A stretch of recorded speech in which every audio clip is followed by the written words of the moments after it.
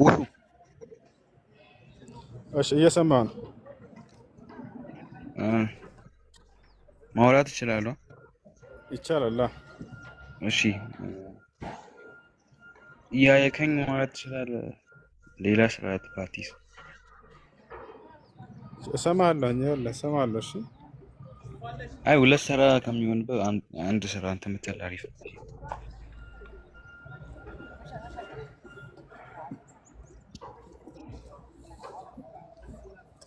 እሰማለሁ። እሺ ጥያቄ ምንድን ነው? እሺ እኔ አሁን ሙስሊም መሆን ብፈልግ ወይም ሙስሊም ብሆን ወይም ሻዳ ብይዝ ድናለሁ? እስላም ብሆን ድናለሁ? ለምሳሌ አንተ አሁን ትድናለህ? ወደ ጀነት ነው የምትሄደው አንተ? አዎ። ማስረጃ ሳይ። እሺ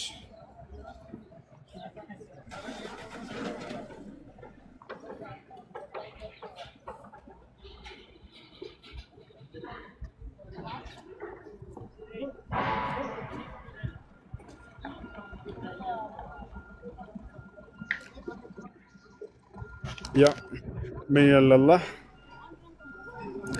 እነዚያ ያመኑና መልካሞችን የሰሩ ለእነርሱ የጸጋ ገነት አሏቸው ይላል።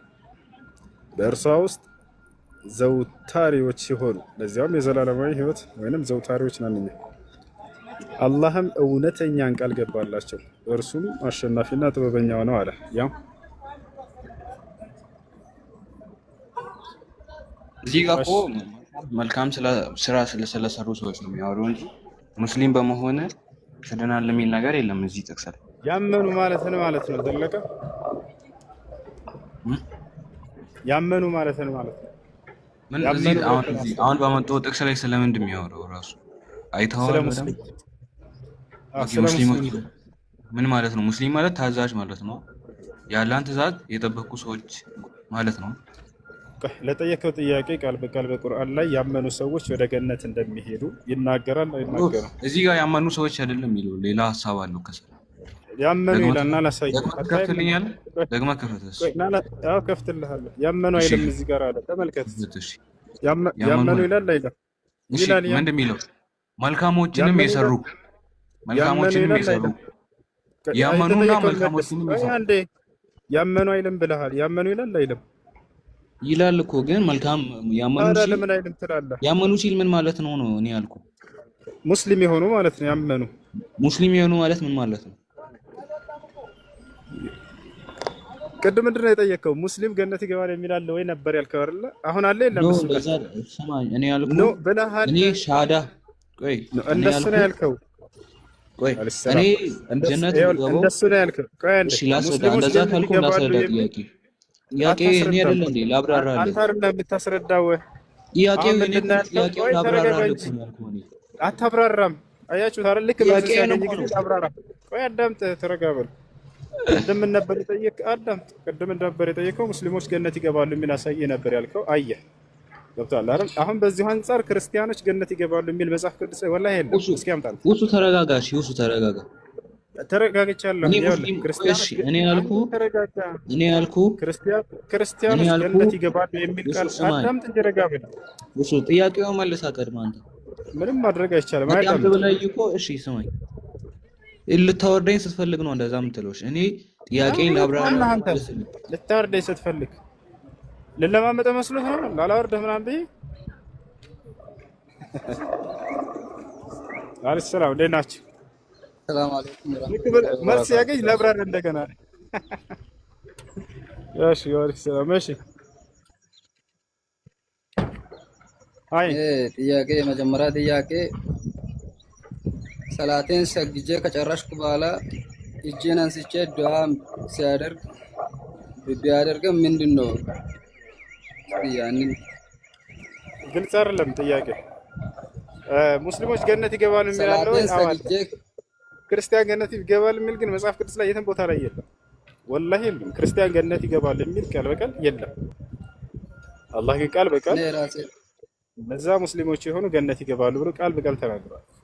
ክርስቲያን ገነት ይገባል የሚል መጽሐፍ ቅዱስ ላይ የለም በፍጹም። ቦታቸዋል። እሺ ቀጥሉ። እኔ ሰላቴን ሰግጄስ ከጨረስኩ በኋላ እጄን አንስቼ ዱዓ ቢያደርግ እንዴት ይታያል? እሺ ከሶላት በኋላ ዱዓ ማድረግን በተመለከተ ሱና ሶላት ከሆነ ችግር የለውም። ከሱና ሶላት በኋላ ወደ ዱዓ ማድረግ ትችላላችሁ። ነገር ግን ከዋጅብ ሶላት በኋላ ከሆነ ቀድማችሁ መጀመሪያ ዚክር ነው ማድረግ ያለባችሁ። ከዚያ በኋላ እንደገና ዱዓ ታደርጋላችሁ። ችግር የለውም። ምክንያቱም ነብዩ ሰለላሁ ዐለይሂ ወሰለም ይሄን ነው ያስተማሩት። ማስረጃ ቃል ነብዩ ሰለላሁ ዐለይሂ ወሰለም من سبح الله دبر كل صلاة مكتوبة 33 وحمد الله 33 وكبر الله 33 فتلك 99 وتمام المئة قوله لا إله إلا الله وحده لا شريك له له الملك وله الحمد وعلى كل شيء قدير. شوف ነብያችን ሰለላሁ ዐለይሂ ወሰለም ምን አሉ? ግዴታ ሶላቶችን አምስቱን አውቃት ሶላት ከሰገደ በኋላ አንድ ሰው 33 ጊዜ ሱብሃንአላህ፣ 33 ጊዜ አልሐምዱሊላህ፣ 33 ጊዜ አላሁ አክበር፣ ከዛም መጨረሻ ላይ ላ ኢላሃ ኢላላህ እስከ መጨረሻው ይሄን ያለ ሰው ያለፈ ኃጢአት ሁሉ ይማርለታል አሉ ነብዩ ሰለላሁ ዐለይሂ ወሰለም። ስለዚህ ከዚህ የምንረዳው ከግዴታ ሶላቶች በኋላ እነዚህን ዚክሮች ማለት እንዳለብን ነው። ወታቸዋል ያ ነው። ከዚያ በኋላስ ዱዓ ማድረግ እንችላለን ወይ? ትችላላችሁ። አይ ሁለተኛ ደግሞ የክርስቲያን ስጋ ስለመብላት መጽሐፋቸው ላይ ያሳያቸው የሚላለች ያና እዚህ ጋር ምን ይላል?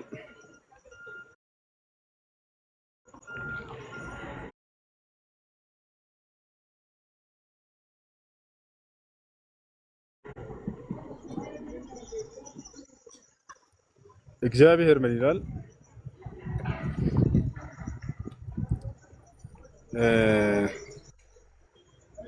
ያና ቁጥር 27 ታያቸዋል። እግዚአብሔር ምን አለ? እስከዚህም ድረስ ባትሰሙኝ በእንቢተኝበት ብትሄዱብኝ አለ። ከዛስ እኔ ደግሞ በቁጣ ሄድባችኋለሁ፣ ስለ ኃጢአታቸውም 7 እጥፍ እቀጣችኋለሁ አለ።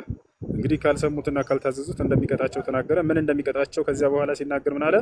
የወንዶች ልጆቻችሁንም ስጋ ትበላላችሁ፣ የሴቶች ልጆቻችሁንም ስጋ ትበላላችሁ አለ። አላሁ አክበር። እግዚአብሔር የሰው ስጋ ያስበላል የሰው ስጋ። ታዲያ በልተዋል ወይ? እሺ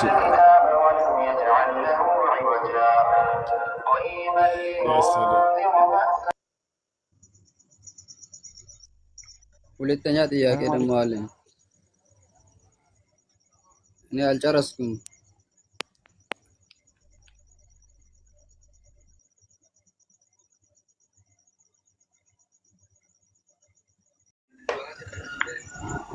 አይሰማ ፈትዋ ከሆነ ሁሴን ሲመጣ ይሰማል። ግን ሁሴን ሲመጣ ፈትዋ ከሆነ ኦኬ። እሺ ፈትዋ ከሆነ ሁሴን ሲመጣ ኢንሻአላህ መርሐባ። ጥያቄ ንጽጽር ጥያቄ ያላችሁና ክርስቲያኖች ካላችሁ መግባት ትችላላችሁ።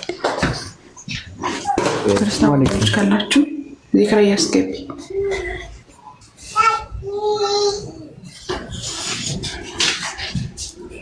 ሰላም አለይኩም። ክርስቲያኖች ካሉና ንጽጽር ጥያቄ ያለው ካለ አሰላሙ አለይኩም ጃቢር። ወአለይኩም አሰላም ወራህመቱላሂ ወበረካቱ። ዛሩ እንዴት ነሽ? ሰላም አለይኩም ብያለሁ። ያጀም አላህ አልሐምዱሊላህ። ትቀጥላለህ? ካሉ አስገቡ። ይግቡ። አስገቡ። በቃ ክርስቲያኖች ግቡ።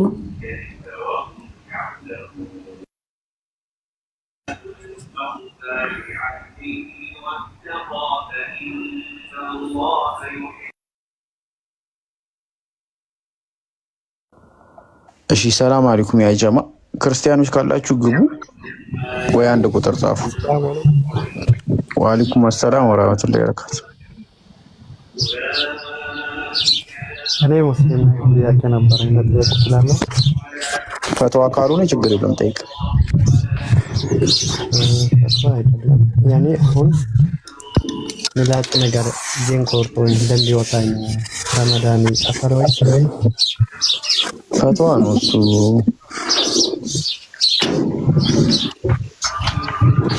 ሁሱ ሲመጣ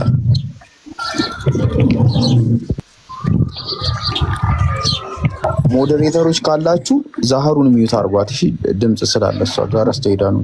ዛህሩ አለሽ? አይሽ ቴንክ ዩ።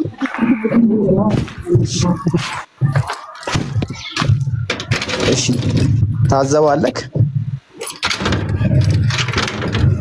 አሎ በሩ ተዘጋልክ? ተከፈተ ነው አባ። ኦኬ የከፈትክ ነው። እሺ አይ ጠዋት ስከፍተው ስላየሁት አሁን እየዘጋክ መስሎኝ ነው። ለካ እኩለ ሌሊት ላይ መተዘግ ተከፍታል ትላለህ። እንዴት ነህ? እሺ እግዚአብሔር ይመስገን። የትኛው ቤተ እምነት ነህ? ኦርቶዶክስ። እንጠይቅህ ትጠይቃለህ? ጠይቃለህ። ጠይቅሽ ስላለ አካል ነበር ጥያቄ። እሺ ጠይቅ። አለ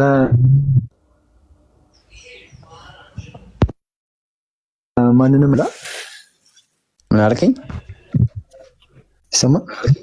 እሰማለሁ።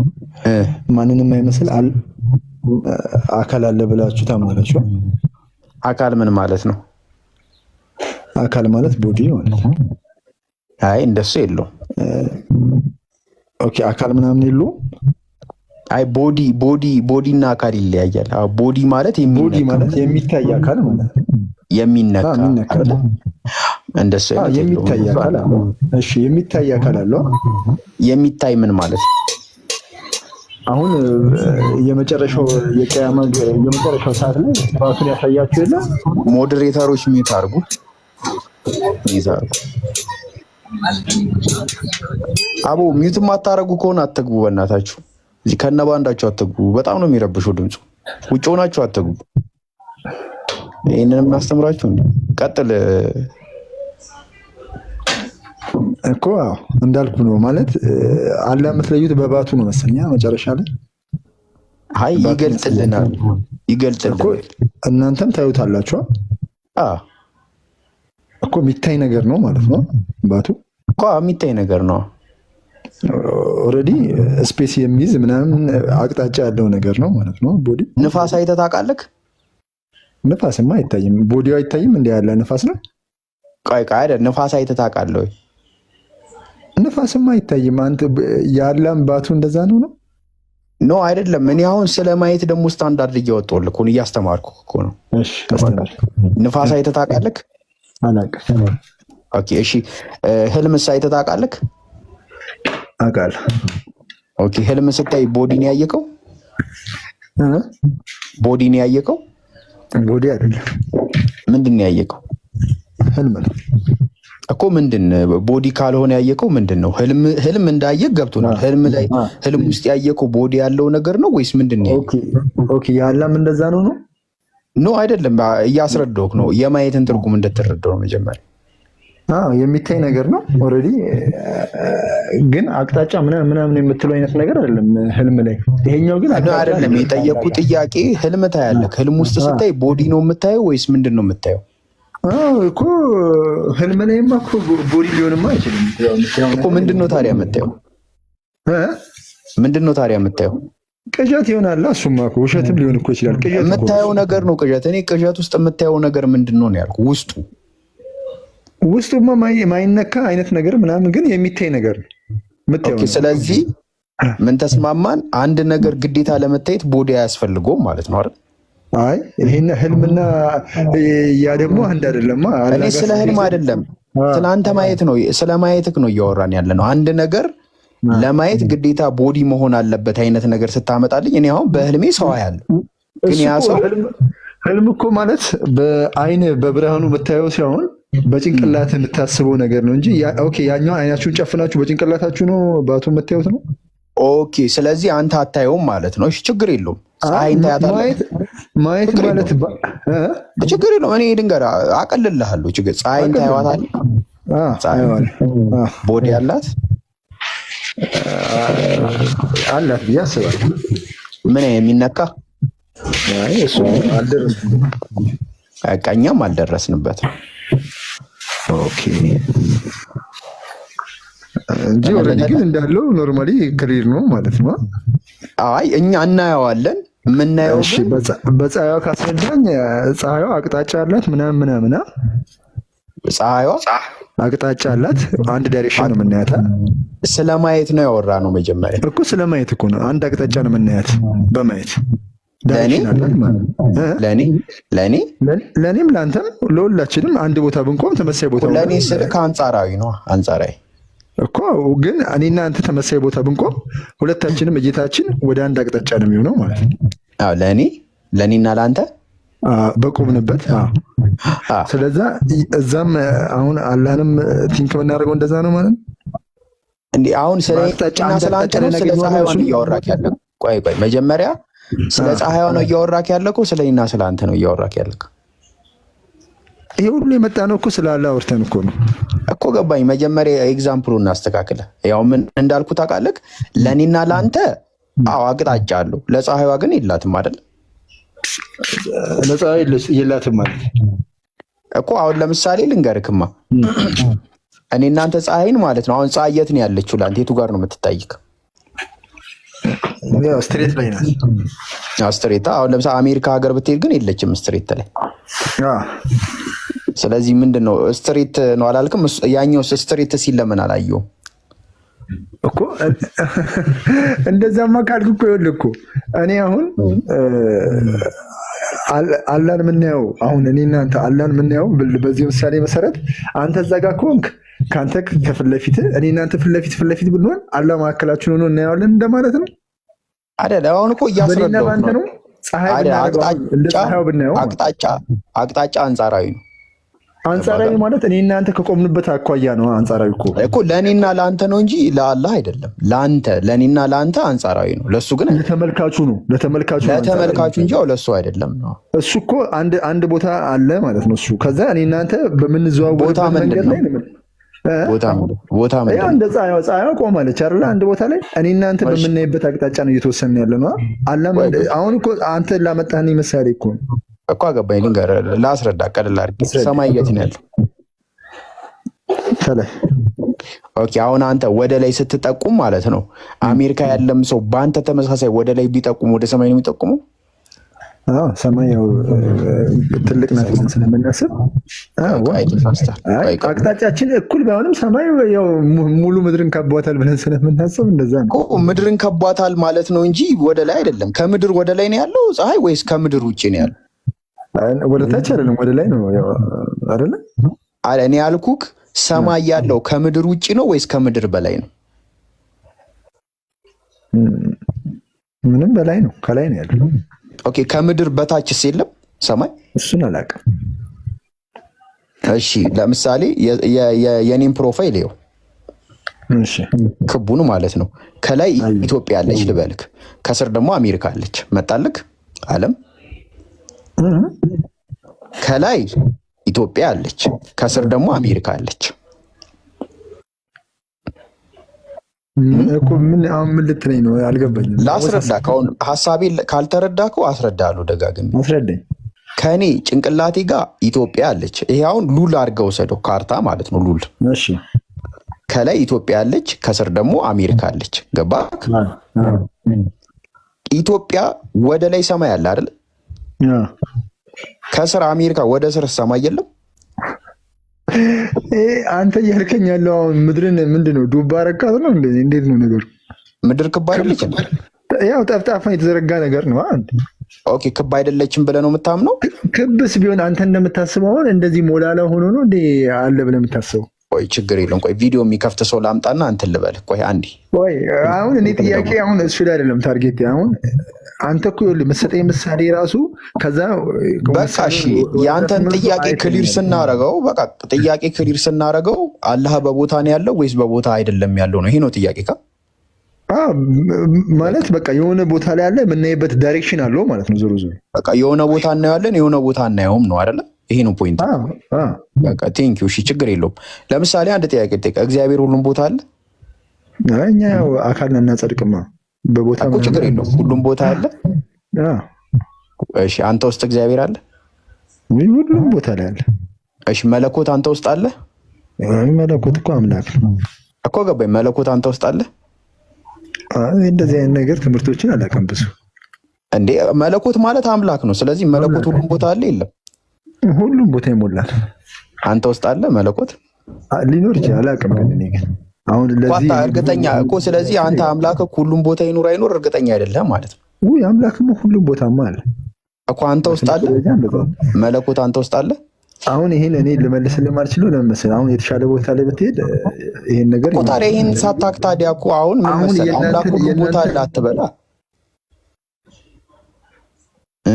አንተ አሁን የምታስረዳኝ እረዳለሁ ማለት ሁሉም አንተ እንደዛ ነው የምታምነው? ሁሉም ቦታ አንተ እንደዛ ነው? እኔን ጠይቀኝና በስንት ሁሉም ቦታ እንደ ክርስቲያን ችግር የለውም እኮ አሁን አንተ የምትለውን ነገር እንደዛ ሁሉም ቦታ ይሞላ ነው ብለህ ታምናለህ? አምላክ እኮ የአንተን አትመልሰውም። የማታውቀው ከሆነ እኔን ልመልስልህ።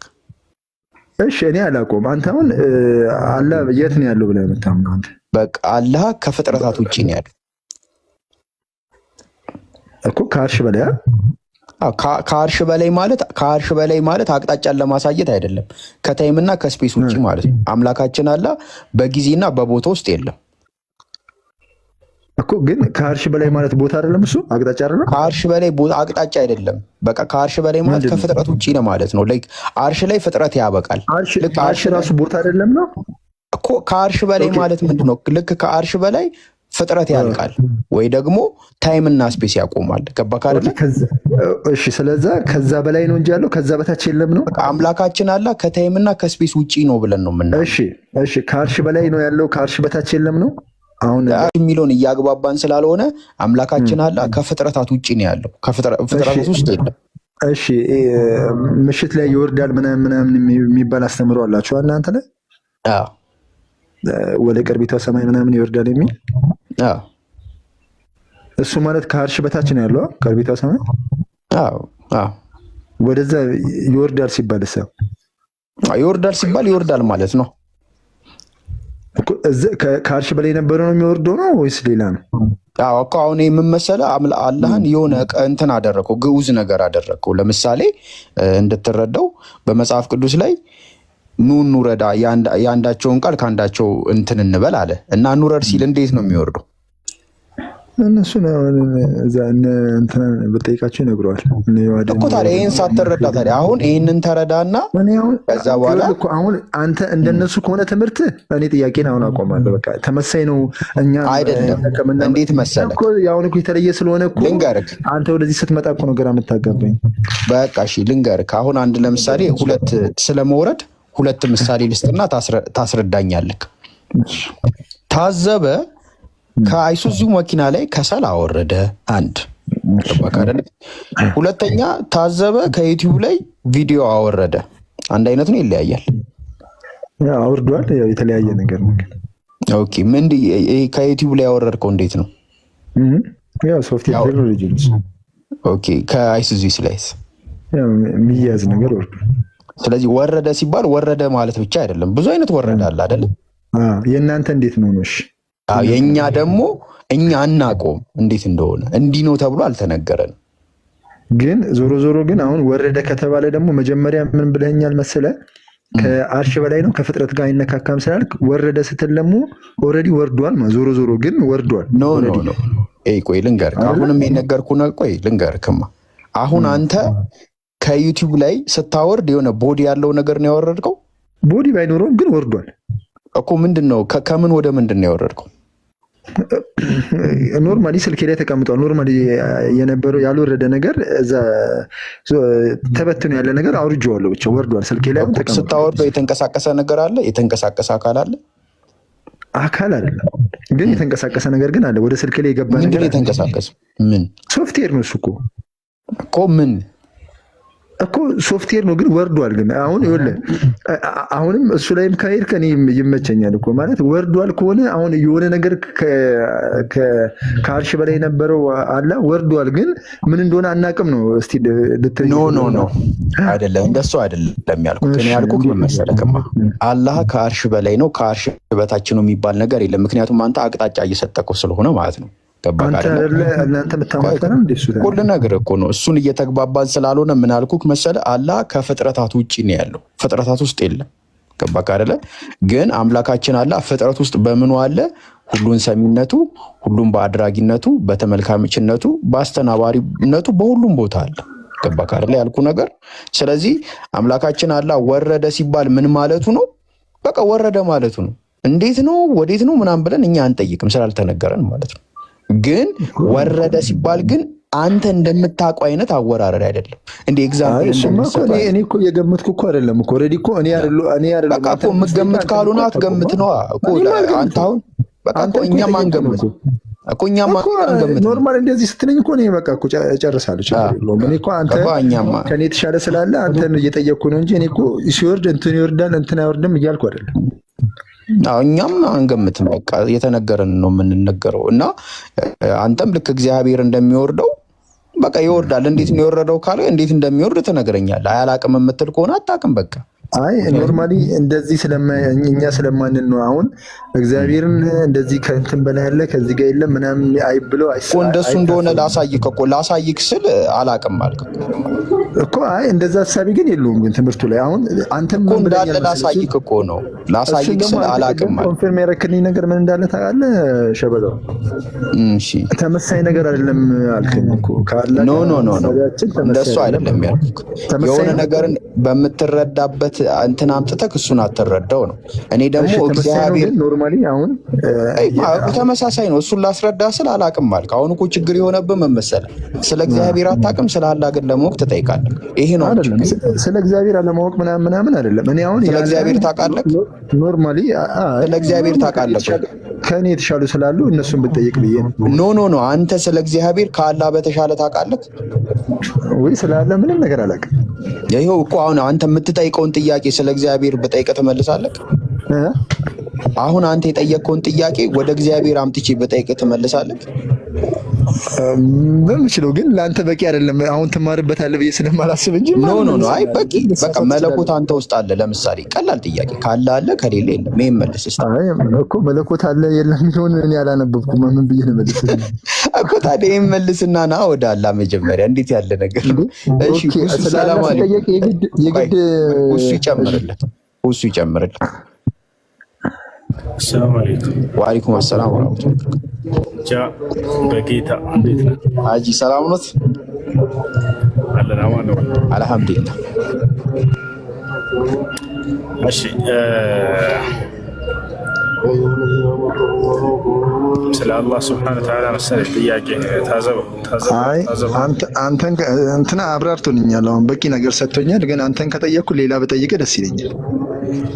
ጠይቅሽ። ኢብሮ ጋር ገብቼ ነበር ባለፈው ለታ ስለ አይሻ ከዚህ ፊት አንተ ጋር እንትን ብዬ ገብቼ ጠይቄህ ነበርና ሁለት የተለያየ ነገር ነበር። ያንተ መልስ የኢብሮ መልስ የተለያየ ሆነብኝና ታዘብ አይሰማም ታዘብ ወይ ጥያቄህን አቅርብና የምትናገረውን ከቁርአንና ከሐዲስ አንፃር ይታያል። አሁን ወደ ጥያቄ ግባ ቀጥታ። አይ ነብዩ መሐመድ ከአይሻ ጋር በ9 ዓመቷ የሚለውን ነገር አንተ ግንኙነት አላረጉም ብለኸኝ ነበርና ኢብሮ ጋር ገብቼ ደግሞ አዎ በ9 ዓመቷ ግንኙነት አድርገዋል ብለውኝ ነበርና እንዴት የተለያየ ነገር ሆነ ብዬ ኢብሮንም ጠይቄው ነበር። እና ምን ታደርጋለህ? ሐዲሱ ላይ ከፍተህ ታሳየናለህ። አንተ ትልቁ ላይ ላድርግህ እንዴ? መች መልሱ ሰጠኝና አንተ ከዛም ጠይቀን ለተናገርከው ንግግር የትኛውን አቋም ይዘህ ነው አንተ የምትወያይ? ደስ ያለህን ያዝና አንተ ጋር ነው የምትወያይ። እኔማ አቋም አልይዝም። እኔ እኮ ጠያቂ እኮ ነኝ። አንተ ነህ የምታብራራልኝ። እኔማ ጠያቂ እኮ ነኝ። እኔ ምን አውቃለሁ? የለም። እሺ በቃ ያው መለስኩልህ። ኦኬ ግንኙነት የለም ነው በቃ። አሁን ግን ይሄን ጥያቄ ሁሱ ኢብሮ ጋር ጠይቄው ነበርና ኢብሮ አዎ ብሎኝ ነበር ቃል በቃል። እሱ ሲመጣ ከሱ ጋር ታወራለህ። እሺ እኔ ፊት ነው አሁን እያወራህ ያለኸው።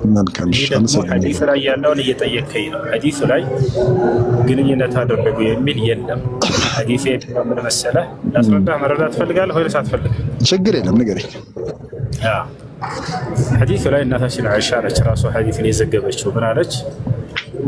تزوجني رسول الله صلى الله عليه وسلم وأنا بنت 6 سنين وبنى علي وأنا بنت 9 سنين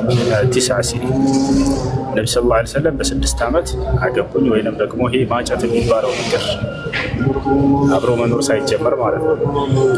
ከዚያም በ9 ዓመት ወደ እኔ ገቡ ነው የሚለው ገብቶሃል? ወደ እኔ ገቡ። ታዲያ ሐዲስ በሐዲስ ይፈታል።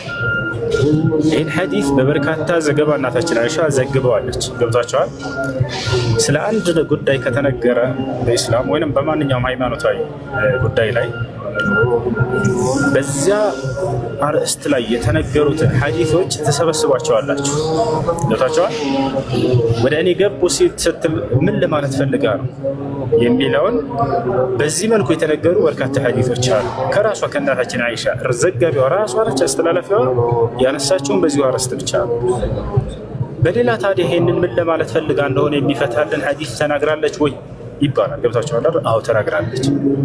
ቃል በቃል ምን አለች? ወደ እኔ ገቡ የሚለውን ወደ ቤታቸው ያስገቡብኝና ከኔ ጋር ህይወትን የመሰረቱበት ጊዜ ነው ብላ ተናግራለች።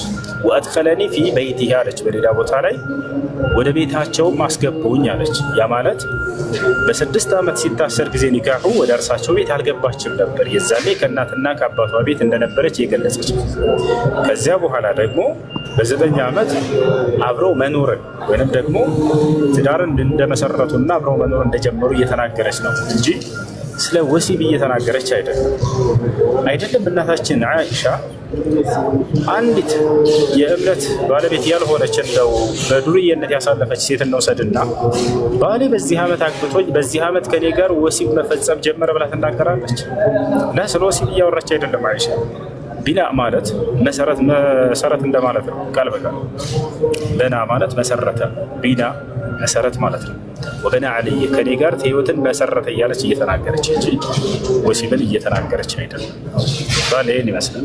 ወሲብ ለሚለው ቃል እንደ አረብኛ ጂማዕ ተብሎ ይገለጻል። ይሄ ወሲብ ይባላል። አመሰግናለሁ። እሱ በቃ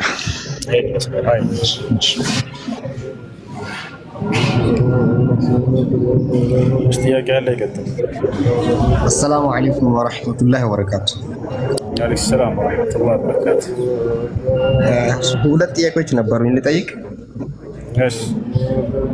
እሺ መጀመሪያ ለምሳሌ ተራዊ ስንሰግድ 2 በ2 እስከ 8 ነው የሚሰገደው ተራዊ። እዛ ሶስቶቹ ደግሞ ዊትር ናቸው። እኔ ለምሳሌ እየሰገድኩኝ 2 ብቻ ሰግጄ ቦታ 3 ካላደረኩኝ ወይም ደግሞ 4 ሰግጄ 5 ካላደረኩኝ ተራዊ ላይ ችግር አለው? ምን አልክ? ድገማ። ለምሳሌ ተራዊ እስከ 8 መስገድ አቅቶኝ 2 ብቻ ሰግጄ ቦታ ዊትር ካላደረኩኝ ወይም ደግሞ 3 ካላደረኩኝ ወይም ደግሞ 4 ሰግጄ 5 ካላደረኩኝ ዊትሩን ካልሰገድኩኝ ተራዊ ችግር አለው? ዊትር መስገድ አለብህ ወንድም። ነቢያችን ሰለላሁ ዐለይሂ ወሰለም ሐዲስ ላይ ሲናገሩ ኢጅዐሉ አኺረ ሰላቲኩም ቢለይል ዊትራ ብለዋል። የሌሊት ሶላታቸውን መጨረሻ መዝጊያ ላይ ዊትር አድርጉ ብለው ተናግረዋል። ዊትር አድርጉ ብለው ተናግረዋል። ሰላም አለይኩም። እሺ ሁለተኛው ጥያቄ ልቀጥል። ሰላም አለይኩም። እሱ ወአለይኩም ሰላም ወራህመቱላሂ ወበረካቱ። እንትን በስህተት እኔ ሙስሊም አይደለሁም ብዬ ነበር። እንዴት ነው ሳላቅ ማለት ነው? ሱራማ ተውበት አድርግ። በራስህ ሻሃዳ ቃል ተቀበል። በራሴ እና ተውበት ነው። ከእስልምና ያስወጣል እንዴ? ሰውየው እኔ ሙስሊም አይደለሁም ካለ ከእስልምና ያወጣል። በስተት ነበር ያልኩት ሳላፍ ማለት ነው። ሙስሊም አይደለሁም ካለ አንድ ሰው ሙስሊም እንደማይሆን ታውቃለህ። ሁሉ ህፃን ልጅ የሚያውቀው ሰው። እሺ ሁለተኛውን ጥያቄ ልቀጥል? እሺ ቀጥል። ከዛ ጨበጥኳት፣ እኔም አቀፍኳት። ሁሉ የጤነኛ ነው ግን በዛ ሰዓት ድጋማ ምንድን ያልከው? እኔ ለምሳሌ ወዶ አድርጌያለሁኝ። ከዛ መንገድ ላይ እየሄድኩኝ እያለ አንድ አጅነቢያ የሆነች ሴት መጣ ጨበጠችኝ፣ ከዛ አቀፈችኝ፣ ከዛ እኔም ደግሞ አቀፍኳት። ወዶ በዛ ሰዓት ተበላሽተዋል ወይስ ከእንደገና ማሳደሱ ነው? እሺ የዘር ፈሳሽ ተጽዋራ ከበለጠ ወዶ ፈርሷል፣ እስቲጃም ፈርሷል። ካሌለ እሱ ነገር ያ ከሌለ የለም ወንጀል ነው። ተውበት ማድረግ ብቻ ነው። ወዶ አይበላሽም። እሺ አመሰግናለሁ። ሰላም አለይኩም። ወአለይኩም ሰላም ወራህመቱላሂ ወበረካቱ። ጥያቄ ነበረኝ ወንድሜ። እሺ ቤተሰቦቻችን አሁን አህባሾች ናቸው። እነሱ ኒካህ ቢያስሩልን አሁን ለማግባት ፈልገን ኒካሁ ትክክል ይሆናል? አይሆንም። ምክንያቱም በአላህ ላይ ያጋራሉ፣ የአላህን ባህሪያቶች ይክዳሉ። ስለዚህ وهذا يعني خلل في توحيد الألوهية وتوحيد الأسماء والصفات.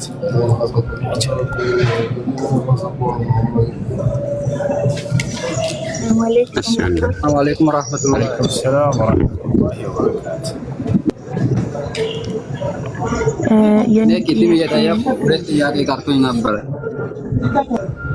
ምን አድርገኝ? ቅድም ጠይቄ ነበረ፣ ሁለት ጥያቄ ቀርቶኝ ነበር። እሺ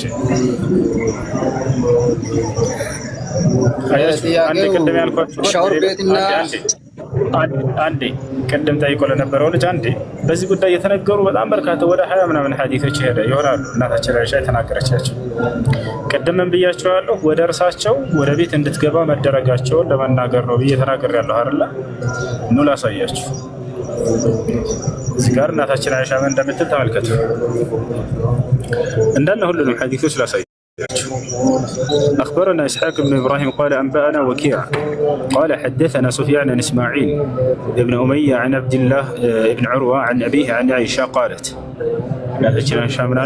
تزوجني رسول الله صلى الله عليه وسلم نبي صلى الله عليه وسلم في شوال بشوال ورلاي وأدخلت عليه في شوال آيات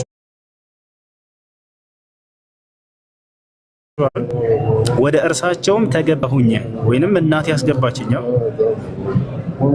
ወደ ሊገቡ ሲል ጊዜ ወደ እርሷ ትዳር መግባታቸው ወደ እርሷ ህይወት መግባታቸውን የሚገልጽ ነው። እርሷ ምን አለች? ወደ እርሳቸውም እንድገባ ተደረግኩኝ። የት? እናቷ ቤት ነበረች። ወደ ነብዩ ሰለላሁ ዐለይሂ ወሰለም ቤት መግባቷን እየገለጸች ነው። ተቻለ ይሄ ነው።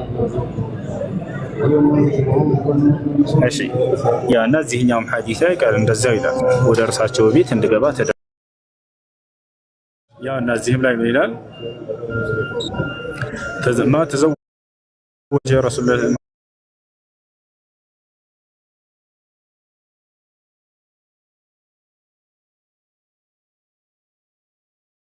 ما تزوجني رسول الله صلى الله عليه وسلم إلا بعدما ماتت خديجة وذلك أن رسول الله صلى الله عليه وسلم بشرها ببيت في الجنة. يا لنا كلام ماشي قاعد تقول ሻወር ቤትና ሽንት ቤት አንድ ለውንኛ አንድ ክላስ ሩም ነው። እኔ እዛ ውስጥ ውዱአ ሲያደርግ ቢስሚላህ ብዬ ወይም ያላን ስም እየተነሳው ውዱ ቢያደርግ እንዴት ይታያል? ችግር የለውም። ቢስሚላህ የሚለውን በልብህ በል። በዕለሞች መካከል ኺላፍ ቢኖረውም በልብህ ቢስሚላህ የሚለውን አስብና ማለት ትችላለህ።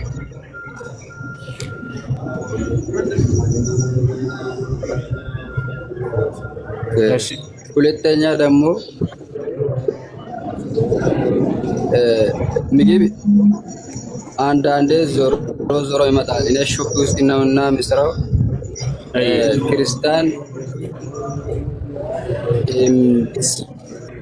ምናምን ተቀላቀለ። አንዴ እዚህም ጋር ተመልከቱ። ይሄኛውን ሐዲስ ተመልከቱ። يا أخي ምግብን ተቀብዬ ኔትወርክን አስተካክል። ሐደሰኒ ምን ይላል እዚህ ቦታ ላይ ፈርዋ ወደ ቤት መግባትን እንደሆነ ተናገረች። ክርስቲያኖች ካላችሁ እዚህ ጋር ተመልከቱ። ወደ ቤት ገባሁኝ እያለች ነው የገለጸች። ተዘወጀኒ النبي صلى الله عليه وسلم ነብዩ ሰለላሁ ዐለይሂ ወሰለም አገቡኝ። فأتتني أمي እናቴም አመጣችኝ። فأدخلتني الدار ወደ ነብዩ ሰለላሁ ዐለይሂ ወሰለም ቤት አስገባችኝ። አያችሁ አለ። ስለዚህ ወደ ቤት መግባታቸውን እየገለጸች ነው። ከዚህ በፊትም ተናግሬያለሁ። እናቷ ቤት ነበር የምትኖረው። ከዛ ወደ ነብዩ ሰለላሁ ዐለይሂ ወሰለም ቤት መግባቷን እየገለጸች ነው። ቃል በቃል ምን አለች? እናቴ ወደ ቤት አስገባችኝ። እንግሊዘኛ ላይ ይነበባቸዋል ክርስቲያኖች ሁሌ እንግሊዘኛ ስለምትል ያው እና እዚህም ጋር ምን ይላል? እናቷ አምጥታ ወደ ቤት እንዳስገባቻት ወደ ነብዩ ሰለላሁ ዐለይሂ ወሰለም ቤት ማስገባ የገባችበትን ጊዜ እየገለጸች ነው እንጂ ወሲብ ያደረገችበትን ጊዜ በፍጹም አይሻ እንደዛ ያን እየተናገረች አይደለችም። አይሻ ማንኛውም ተራ ሴት ወሲብ ያደረግኩበት ቀን ይሄ ቀን ነው ብላ ልትናገር አትችልም። ቆም ብላችሁ አስቡ። ታውቃላችሁ፣ ወደ ቤት ያስገባችባትን ቀን እየተናገረች ነው እናቷ። እሺ ዛህራ ካለሽ ቀጥይላቸው። መስጂድ ነኝ ያለሁት። ክርስቲያኖች ካላቸው ሰላም አለይኩም ኡስታዝ። በኋላ ትጠይቃላችሁ። እንዳታስወጡኝ በኋላ ልገባ። መርሐባ። ጥያቄ ያላችሁ ክርስቲያኖች ካላችሁ ግቡ። ጥያቄ ካለሽ አስገቢ፣ ወይም ለብቻ አድሚኖች ጥያቄ ያላችሁ ከላይ ያላችሁ አይደለም ነኝ ጥያቄ መጠየቅ እችላለሁ? ንስራይ ከሆነ ችግር የለውም። አንድ ለኔ አስቸጋሪ ስለሆነብኝ ነው። አንድ ለኔ መልሽ። እሺ መልስ። እሺ የተጠራቀመ ውሃ የጉንቶ ውሃ ነበር። በዛ ውስጥ አነስ ያለ ነው። ውሻ ገብቶበታል። ሳላቅን ሻወር ወስጄበት ነበር። ከዛ ስመለስ ስራ ይዤ ነበር። ስመለስ ጓደኛዬ እኔ ፈቷ አልመለስም። ወንድሜ ይቅርታ አድርግልኝ። ሁሴን ሲመጣ ይመልሳል። እኔ ነዝራ ጥያቄ ነው የምመልሰው። እሺ የነስ ከቻልሽኝ ስፔል መልሽልኝ። ሀሪ ሰላም አለይኩም። ወአለይኩም ሰላም ወራህመቱላሂ ወበረካቱ። ወይ እንትን ቁርአን ለምሳሌ ረመዳን ላይ ከበቀራ ብንጀምር ችግር አለው ወይስ ብዙ ይባ? ከፈለክ ሰው ጀምረሽ ቀሪ ሀቢበቴ የቻልሽውን። ለምሳሌ እኔ አሁን ከበቀራ ነው የጀመርኩትና አይሆን ምናምን። ወአለይኩም ሰላም ሁሴን። ማን ነው? ቆይ አንዴ ትጨርስ። ቆይ ሁሴን መስሎኝ ነበር አሁን። እሺ ቆይ ሂሳብ ጨርስና ትቀጥላለህ። እሺ ቀጥይ ማማዬ። እሺማ ለምሳሌ እኔ አሁን ከበቀራ ጀምሬ የቀረውኝ ነው፣ ግን እንዴት ከመጀመሪያው ነው ምናምን ብለውኝ ለዛ ለመጠየቅ ነው። አይ ዝም በያቸው ትችያለሽ ከፈለግሽ። አለይኩም ወአለይኩም ሰላም። ፈትዋ ጠይቁሽ። ባረከላሁ ፊክ። እሺ የኔ ቀላል ነው ብቻ ከመለሽልኝ። እሺ አትደራረቡ። አንዳንድ ሆኖ አንድ ብቻ ነው። እኔ ከዚህ በፊት ረመዳን ሳልይዝ እስር ቤት ላይ ቆይቼ የሆነ ቀናት 8 ቀናት አልፎ ነበርና ሳልከፍል ይኸው 1 ዓመት አልፎኛል። አሁንም እንደገና ይሄም ደረሰ። እንዴት ባረግ ነው የሚሻለው? እስር ቤት ነበር። ሁሴን ሲመጣ ይመልስልሃል ኢንሻአላህ። ፈትዋ ጠይቁ እያልክ ፈትዋ ትጠይቃላችሁ። እኔ ባቀም አልመልስም ከአሁን በኋላ። ፈትዋ የሚባል ነገር ከባድ ነው። እሺ ለብሰማ ፈትዋ። ወአለይኩም ሰላም ወራህመቱላህ። እሺ ጥያቄ ነበረኝ። እሺ ጥያቄ እንትን ጫጫታ አለበት ቦታ ላይ አይን ጨፍኖ መስገድ እንዴት ይታያል? ይቅርታ አላሁ ሙስተዓን። ፈትዋ ጠይቁ ፈታጠይቁ። ይሰማል፣ አማርኛ ይሰማል። ፈታጠይቁ። እሺ ንስር ጥያቄ ያለውን ክርስቲያኖችን ካላስገቡ። እኔ አማርኛ ነው የማወራው መሰለኝ። ተቀየረ እንዴ?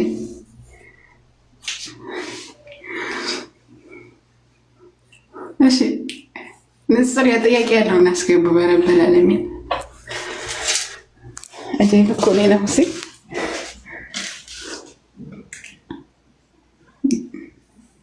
እሺ ከላይ ያለው ወገናችን እሺ ጥያቄ ያለውን ክርስቲያን አስገቡ። ክርስቲያኖች ካላችሁ 3 ቁጥር ጻፉና መግባት ትችላላችሁ። የትኛውም ጥያቄ ካላችሁ ክርስቲያኖች እናንተ እናስተናግዳለን። ሙስሊሞች አይደለም ጥያቄ ያላችሁ ክርስቲያኖች ወይም ንጽጽር ያላችሁ ሙስሊሞች፣ ንጽጽር ጥያቄ ያላችሁ ሙስሊሞችም ችግር የለውም። ክርስቲያኖች ካላችሁ 1 ቁጥር ጻፉና ኢንሻአላህ ትገባላችሁ።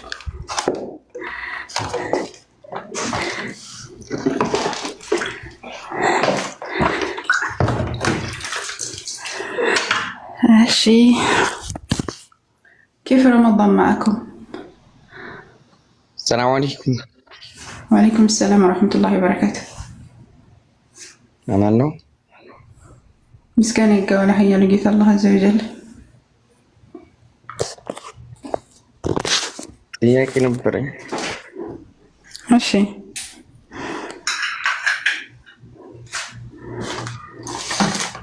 እኔ ጥያቄ የሚሆነው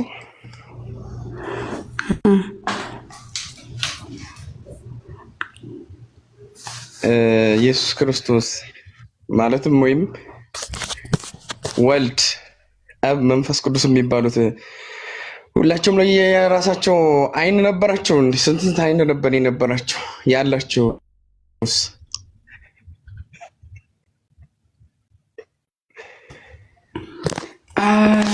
በሰው ተመሰለው መእተው ምናምን ብለው ያምናሉ ክርስቲያኖች።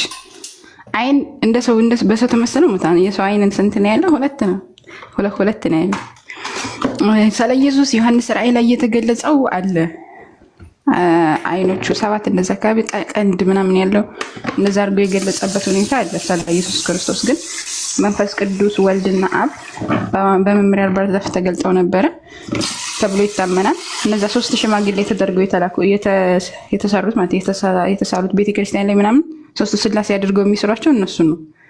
እዛ ላይ ግን የመጡት ሁለት አይን አላቸው። 6 አይን ነው ማለት ነው አምላክ ያለው። በራዳር ውስጥ ነው፣ በከባድ ራዳር ውስጥ ነው ማለት ነው። ሶስታቸውም አይን አላቸው፣ የራሳቸው ሁሉም ነገር አላቸው። በመመሪያ በሰፊ የተገለጡ 3 ሰዎች በቃ ሰው ናቸው እንደማንኛውም ሰው ማለት ነው። አብም ወልድ መንፈስ ቅዱስ ምናምን ተብሎ ይታመናል። ፕሮቴስታንቶች ዘንድ ደግሞ አብና ወልድና መንፈስ ቅዱስ ናቸው። አብ አይደለም አንዱ ሁለቱ መላእኮችና አንዱ ኢየሱስ ክርስቶስ ነው ብለው የሚያምኑም አሉ። ሌሎችም ደግሞ የሚያምኑ አሉ እንደዚህ ማለት ነው። አይ ሌሎቹ ደግሞ መልአክ ናቸው የሚሉ አሉ። ግን ትክክለኛው መልአክ ነው የሚለው ነው። ምክንያቱም እዚያው ላይ ዘፍጥረት 1:18 ላይ በግልጽ ያስቀምጣል መልአኮች እንደሆኑ ወደ ሉጥ ቤት እንዳቀኑ ስቲል እዛ ውስጥ ራሱ እግራቸውን እንዳጠባቸው አብርሃም በሰው ተመስለው የመጡ መላእክቶች እንደሆኑ ነው ምሁራኖች ራሱ የሚያብራሩት እንጂ 3ቱ ስላሴ አይደለም። የኢትዮጵያ ተዋሕዶ ቤተክርስቲያን ግን ስላሴ ናቸው ብላ ስዕል ሰርታ ትሰግድላቸዋለች። ግን እንደዛ አይደለም ነው እውነታው፣ እንደዛ አይደለም። ግን እነሱ እንደዛ ያምናሉ። እንደዚህ ሲሉ ሰምቼ ነው እንጂ ማለት አይን አለው ግን የለም አንለው። ምንድን ነው ያለ መስሚያ እንደ እንትኖች ማለት ነው። ግን እግዚአብሔር ሸውዷቸው ነው እንዴት ነው ማለት ይሰማል ያለ መስሚያ ስሉ አሁን ሰማ ብላችሁ ስናምን አንድ ሰው ሰማ ብሎ ካመነ በኋላ ትንሽ ዘወር ሲል አልሰማም ሐሳቡን እንደሚቀይር ማለት እንደዛ ነገር ነው ወይስ እንዴት ነው? ያልገባኝ ባይብሉ የሚለው ባይብል ላይ እግዚአብሔር እግር አለው፣ እጅ አለው፣ አይን አለው፣ ጆሮ አለው፣ ላንቃ አለው፣ ጫማ አለው፣ የሌለው ነገር የለም። ሆድ አለው፣ ብብት አለው፣ ማህፀን አለው፣ ብዙ ነገር አለው። ይሄ ባይብል ነው የሚያስቀምጠው። ክርስቲያኖች ደግሞ ይሰማን ያለ መስሚያ የሚሉት ስህተት ነው። አምላክ ይሰማን ጆሮ ስላለው ነው የሚሰማው። አምላክ ያየን አይን ስላለው ነው የሚሰማው የሚያዩ።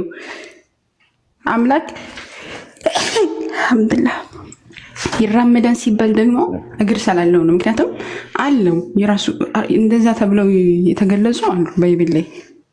እንደገና ደግሞ ይሄንን አባቶች ሲያብራሩ መጽሐፈ ሚላድ ላይ የእግዚአብሔር አይን፣ ጆሮ፣ ምንድን ነው የሚባለው እግር ምናምን እንደዚህ የተነገሩት ሁሉ በመጽሐፍ የተነገሩት ማለትም በባይብል የተነገሩት ሁሉ እንዳሉት እናምናለን።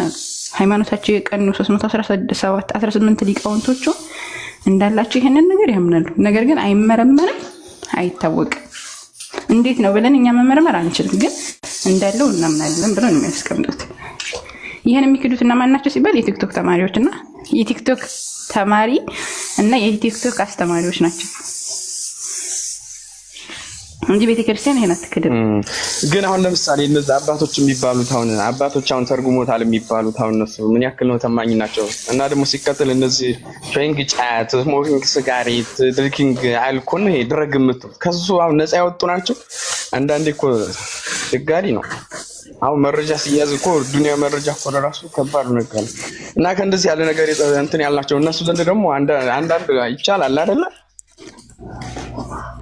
እንትን የሆነ ምንድነው ይሄ ታማኝ ናቸው ወይ ለሚለው ታማኝነት ባይብሉም ራሱ ታማኝነት የሌለው ነገራቶች ብዙ ነገር አሉበት። ለምሳሌ ባይብሉ መጽሐፍ ቅዱስ ተብሎ የሚታመነው ጸሐፊው ማን እንደሆነ ራሱ አይታወቅም። ማጫት ቀሚ ጻፈው ጠጪ የጻፈው ማን የጻፈው ምንም የሚታወቅ ነገር የለም።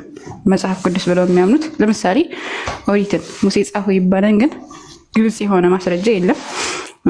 እንደዚሁም ደግሞ ሌሎችም መጽሐፍቶች አሉ። ለምሳሌ እነ መጽሐፍ አስቴር እነ ሰለሞን የጻፉት ራሱ እነ መኃልየ ዘሰለሞን እነ መጽሐፈ መክብብ እነ መጽሐፈ ምሳሌ ሰለሞን ጻፈው ተብሎ ይታመናል፣ ግን እሱ አይጻፈው ምንም አይነት ማስረጃ የለም።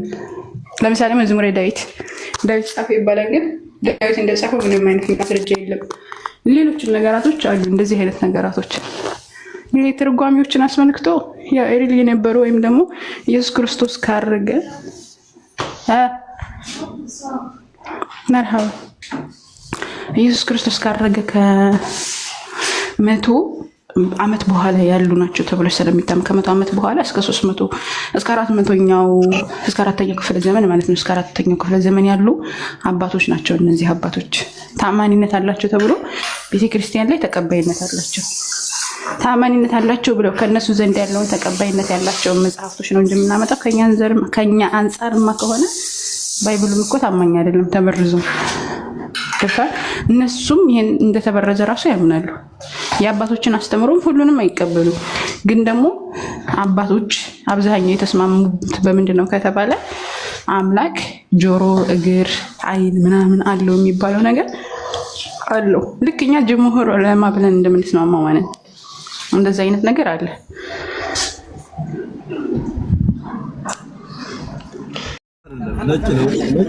በቃ በጣም ነው የማመሰግነው። እሺ በቃ ስጠብቅህ ነበረ ማታው ሙሉ። በጣም ነው። ሰላም አለይኩም።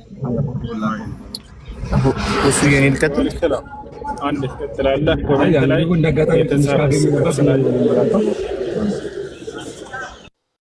አንድ እሱ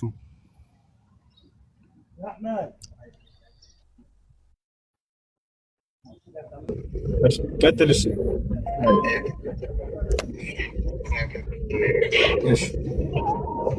ስማ፣ እሺ ሄሎ፣ አማን ነጋሽ እኮ በቃ ቪአይፒ ይሆንልኝ አለኝ ዛሬ ማታ ደግሞ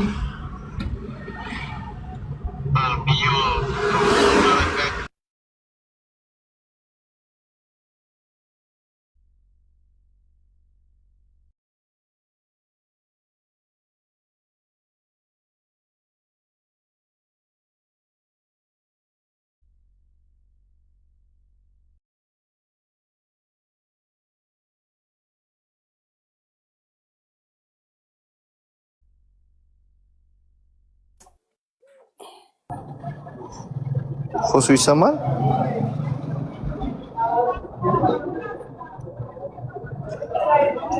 ያንተ ንግግር አይሰማም እኛ ጋር። እሺ አንዴ ትቀጥላላችሁ። ኮሜንት ላይ የተጻፈ አንድ ጽሑፍ አለ፣ ስህተት ነው እሱ። ብዙ ሰው እውነት መስሏቸው ይህን ቃል በአንደበታቸው ላይ ሲሉት ስለሚሰማ ላርምላችሁ። ሳይሰገድብህ ስገድ የሚለው ቃል ነው። ብዙ ሰው ምን ይላሉ? ሳይሰገድብህ ስገድ። መኪናም ላይ እንዲህ አይነት ነገር ሲጽፈው ያለው ሳይሰገድብህ ስገድ። ይህ አባባል ስህተት ነው። ለምን ከተባለ ሲጀምር ሶላት የማይሰግድ ሰው አይሰገድበትም፣ ሙስሊም አይደለም አይደል? ሳይሰገድብህ ስገድ የሚባለው ስህተት ነው። የማይሰግድ ከሆነ ሰውየው አስክሪኑ ላይ አይሰገድበትም። هذا ما قاله ابن عثيمين رحمه الله تعالى. ابن عثيمين لا تارك الصلاة لا يصلى عليه صلاة الجنازة إلى ولا يكفن ولا يدعى له ولا يستغفر له ولا يتصدق عنه ولا يدفن في مقابر المسلمين لأنه كافر مرتد عن دين الإسلام. مش دياك يا لقد. السلام عليكم صالح. عندنا شو ሁለት ጥያቄ አለኝ። እሱ ልቀጥል ነው? ችግር የለም። ትራንስፖርት እንዳከበል በለው። የመጀመሪያው ጥያቄ በዚሁ በአንተ በንጽጽር ዙሪያ ላይ ያው ብዙ ጊዜ ኢስላምን ዲፌንድ የሚያደርጉ ጥያቄዎች ይነሳሉ እና አንዳንድ ጊዜ ለዛ የሚመጠን እውቀት ሊኖረንም ይችላል ላይኖረንም ይችላል እና እንደዚህ አይነት ጥያቄዎች በሚነሱ ሰዓት በምን አይነት መልኩ ነው እኛ መመለስ ያለብን? ማለት የማናውቃቸው ነገሮች ሊኖሩ ይችላሉ። ሸሪዓው ከዚህ ጋር በዚህ ጉዳይ ላይ ምንድነው ያለው አስተያየት? ምንድነው የሚፈልገው ወይስ እንዴት ነው ማድረግ ያለብን የሚለውን አንደኛውን እሱን ጥያቄ። ሁለተኛ ደግሞ አንድ እዚሁ መጀመሪያ መመክራቸው ስለ ዲናችሁ ተማሩ፣ ስለ ዲናችሁ ተማሩ። አብዛኛው ወጣት ሶላትን ይሰግዳል፣ ጾም ይጾማል እንጂ ስለ ዲኑ ምንም የሚያውቀው ነገር የለም፣ አልተማረም። ቦታቻ ስለዚህ ሄዳችሁ በአቅራቢያችሁ ወደሚገኝ መስጂድ ሄዳችሁ የሚያቀሩ ሸኾች ካሉ ከእነሱ ጋር ዝቅ ብላችሁ ኪታቦችን ተማሩ፣ ቅሩ። ሁለተኛ ነገር የማታውቁትን ነገር ከተጠየቃችሁ ፈስአሉ አህለ ዚክር ኢን ኩንቱም ላ ተዕለሙን ብሏል አላህ ሱብሓነሁ ወተዓላ። የማታውቁ ከሆናችሁ የእውቀት ባለቤቶችን ሄዳችሁ ጠይቁ አለ። የእውቀት ባለቤቶችን ሄዳችሁ መጠየቅ። ሶስተኛ እዚህ ሶሻል ሚዲያ ላይ ነው ያልከው። ምናልባት አላህና መልእክተኛን የሚሳደብ የሚዘልፍ ሌላ እምነት ተከታይ አግኝታችሁ ከሆነ እንዲህ አይነት ቦታ ላይ መገኘት አይደለም መልሳለሁ ማለት ብታውቁትም ራሱ እንዲህ አይነት ቦታ ላይ መገኘት ወንጀል። ክርስቲያኖች ለሁለት ይከፈላሉ አላህ በቁርአን ላይ ሲገልጻቸው፣ ወላ ቱጃዲሉ አህለል ኪታብ ኢላ ቢለቲ ሂየ አሕሰን ኢላ አለዚነ ዘለሙ ሚንሁም ወቁሉ አመና ቢለዚ ኡንዚለ ኢለይና ወኡንዚለ ኢለይኩም ወኢላሁና ወኢላሁኩም ዋሂዱ ወነሕኑ ለሁ ሙስሊሙን አለ። መዋየት የሚፈልጉ ክርስቲያኖች ሁለት አይነት ወላ ቱጃዲሉ አህለል ኪታብ፣ እነዚያን የመጽሐፉን ሰዎች አትከራከሯቸው ኢላ ቢለቲ ሂየ አሕሰን፣ መልካም በሆነችዋ መንገድ ካልሆነ በስተቀር አለ። አያችሁ፣ መከራከር ወይንም መወያየት ትችላላችሁ ጥሩ በሆነ መንገድ። ታዲያስ ከዚያ ቀጥሎ ምን አደረገ? ለያቸው። ኢለ الذين ظلموا፣ እነዚያ ራሳቸውን ነፍሳቸውን የበደሉ ሲቀሩ አለ። ያ ማለት ለዚያ ብቁ ያልሆኑ ሰዎች አሉ፣ የሚሳደቡና የሚዘልፉ አምላክን፣ ነብያትን፣ ሃይማኖትን የሚሳደቡ። ከዚህ ከሰው ትርፉ ምንድነው ከተባለ መሰዳደብና መዘላለፍ ላንተም ለሌሎችም እምነት ተከታይ ምንም ጥቅም የለውም። ቦታቸዋል ለምላ እንዲህ አይነት ቦታ ላይ እንትን አትበሉ። ይህ ነው እውቀትን ተማሩ ሁላችሁም። አላህና መልእክተኛውን የሚሰደቡበት ቦታ ላይ አትገኙ። መልስ ቢኖራቸውም እንኳን ራሱ ማለት ነው። ጥያቄ ያለ ይቀጥል። ሁለተኛው ደግሞ በአንድ እንደዚሁ እየዞረ አላህና መልእክተኛውን የሚሳደብ አንድ ሰው አለና ካንተ ጋር ላገናኘው ብሎክ አድርጎኛል ብሎኛልና እንዴት ነው ማለት የምትወያዩበት ወይ ካለ በጣም እየዞረ ኢስላምን የሚያቆሸሽ ነገሮችን ያደርጋልና የምትወያዩበት ወይ ካለ እንዴት ማመቻቸት ይችላል? እሺ ምን ያህል ውሸታም እንደሆነ ተመልከቱ። ብዙ ጊዜ እንዲህ አይነት ሰዎች ብልክ አድርጎናል አይነት ነገር ይናገራሉ። ይሄ ቃል በተነሳ ጊዜ አድሚኖችን ሁሉ ያዛቸዋለሁኝ፣ ሁላቸውንም ብሎክ የተደረጉ አካሎችን ፍቷቸው። ከዚህ በፊት አንድ ሴትዮ አለች እዚህ የምትሳደብ ማማዬ ነው ምናምን የምትባል፣ እስኪ ሂጂና ሁሴን ጋር አውሪ ብለዋት መሰለኝ ልጆች ብሎክ አድርጎኛል ብላቸዋለች። እንዲህ ብለው ልክ እንደዚህ መተው በጠየቁ ጊዜ ልጆች ቶሎ ብሎኩን አንሱላትና ሂጂ ብሎኩ ተነስቶልሻል በላት አልኳት። ወዲያው ብሎኩን አነሱላት ልጆች፣ ሂጂ አሏት። ወፍ አልመጣችም፣ ውሸቷን። አሁንም እላችኋለሁኝ አድሚኖች ብሎክ የተደረጉትን ሁሉ አንሱላቸው። ሂድና ስሙን መጥቀስ አያስፈልግም፣ ማንም ይሁን ማለት ብሎኩ ተነስቶልሃል፣ ሂድና ሁሴን ፊት አውራ በለው። እሺ አሰራ አይ ሹክራን። ሰላም አለይኩም ሁሉ አለይኩም ሰላም ወራህመቱላሂ ወበረካቱ። ጥያቄ ስለ ነፍሰ ጡር ሴቶች 9ኛ ወር የገባ ሴቶች ጾም ግዴታ ነው አይደለም የሚል የሆነ የተቆረጠ ቪዲዮ አይቻለሁ እና ባይጾሙ የተሻለ ነው የሚል እንትን አይቻለሁ። ይሄን እንድታብራራ። ቢጾሙ በጤናቸው ላይ ችግር የሚፈጥርባቸው ከሆነ በጽንሱ ላይ ችግር የሚፈጥር ከሆነ የዛኔ ያፈጥራሉ፣ አይጾሙ።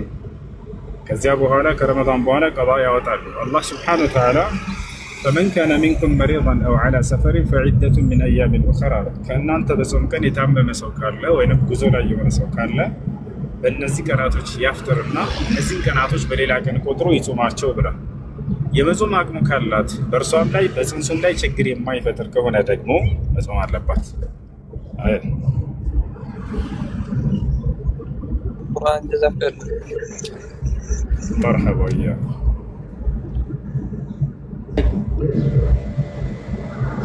ወአለይኩም ሰላም። እሺ ሄኖክ አለ አንዴ ትቀጥላላችሁ። ሄኖክ አለ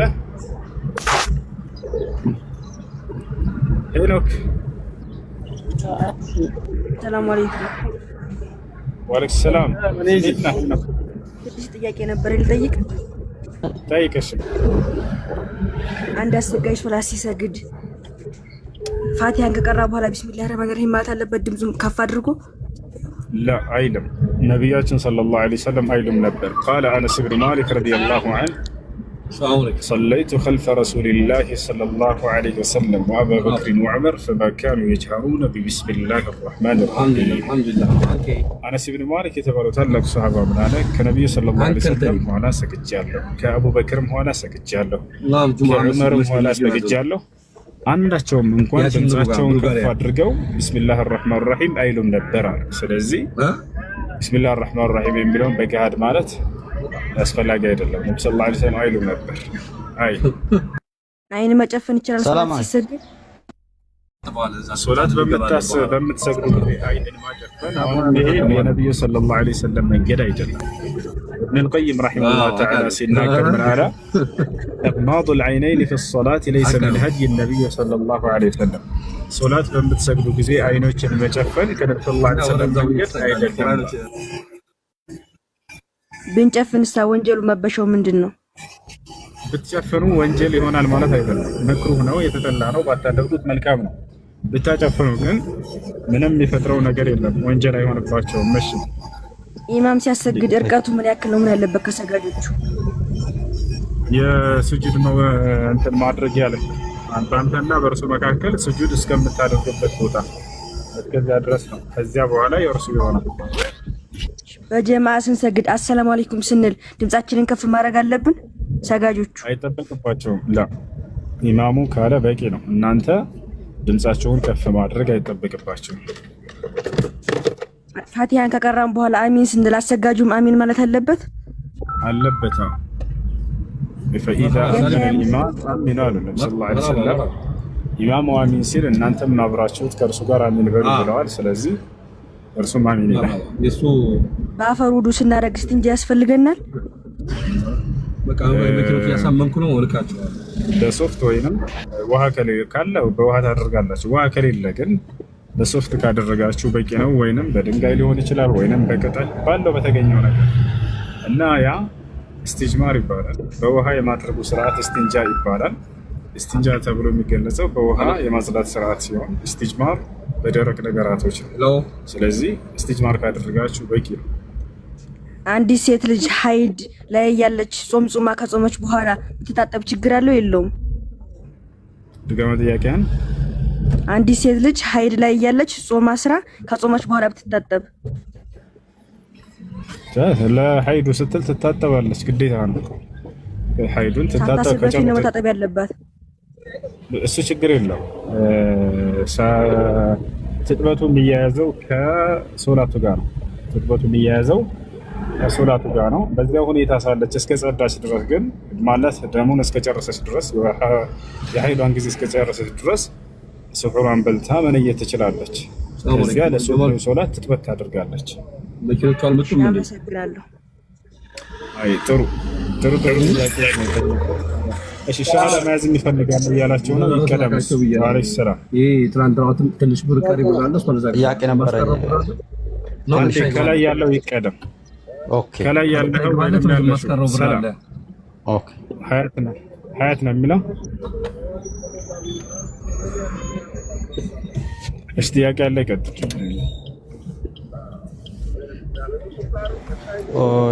እኔ ጥያቄ ነበረኝ። ጥያቄ ምንድን ነው? በጥርስ ብሩሹ እና በሳሙን ጉዳይ እንዴት ነው? በረመዳን እንዴት ይታያል? ይቻላል። ፏበል ግን ካጸዳህ በኋላ ትፈው ወደ ውስጥ እንዳትውጠው። እሺ አሁን ሌላ ጥያቄ፣ ሰው ከሱጁድ በላይ ከሆነ ማቋረጥ እንዴት ይታያል? ከሚሰግድበት በላይ ከሆነ ማለት ነው። ከስጁድ በኋላ ከሆነ ችግር የለውም። በላይ ምሳሌ ሰዎቹ ከማቋረጥ ትንሽ እነሱ ከስጁድ ያልፋል፣ ግን ሌላ መንገድ ነበረ። በአጋጣሚ ሆነው እኔ እነሱን አልደርስም ብዬ አቋርጫለሁ። እኔ ወንጀል ነው እንዴት ነው? ሰማሁኝ ወንድም፣ ይኸውልህ የሚሰግደው ሰው እስከ ስጁድ ድረስ የእርሱ ክልል ነው። ከዛ በኋላ ትንሽ ቀደም ብለህ ከዚያ በፊት ብታልፍ እሱ ሶላትን አቋረጥክ አይባልም፣ ችግር የለም። ጀዛከላህ ኸይር። የሚሰግድ ሰው ሰዎች የሚተላለፉበት ቦታ የሚሰግድ ሰው በተለይ በእርሱና ስጁድ በሚያደርግበት መካከል እንትን ቢያደርገው ወይም ስፍራ ነገር ሰዎች በዛ እንዳያልፉበት የሆነ ከለላ ነገር ማድረግ አለበት። አይ ጀዛከላህ። ሰላም አለይኩም። አለይኩም ሰላም ወራህመቱላህ። ሁሱ እኔ አላርጂክ አለብኝና አፌ ጉሮሬ ይደማልና ከጾም ጋር እንዴት ይታያል? ደሙን ወደ ውስጥ እስካልዋጥሽው ድረስ ችግር የለውም። ይገባል ማለት ሳላስበው ይገባል ጉሮሬ ውስጥ ስለሆነ ሳታስቢው ቢገባ ጾሙ አይበላሽም። አውቀሽ ሆን ብለሽ ከዋጥሽው ነው ጾሙ ይበላሽ። አይ ሽክራን።